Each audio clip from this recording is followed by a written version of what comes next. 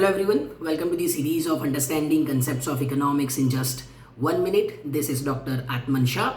Let's understand the concept of free rider problem.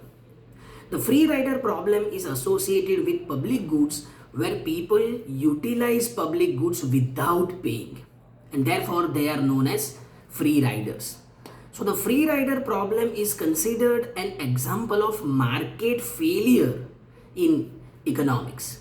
So in this case, individuals cannot excluded from using them even if they do not pay for it. And as a result, some people choose not to contribute. So this leads to underfunding and inefficiency in the market. So in that sense, market is failed. Let's understand this with the help of example. All of us or people benefit from national defense whether or not they have paid taxes, but the military still protects everyone.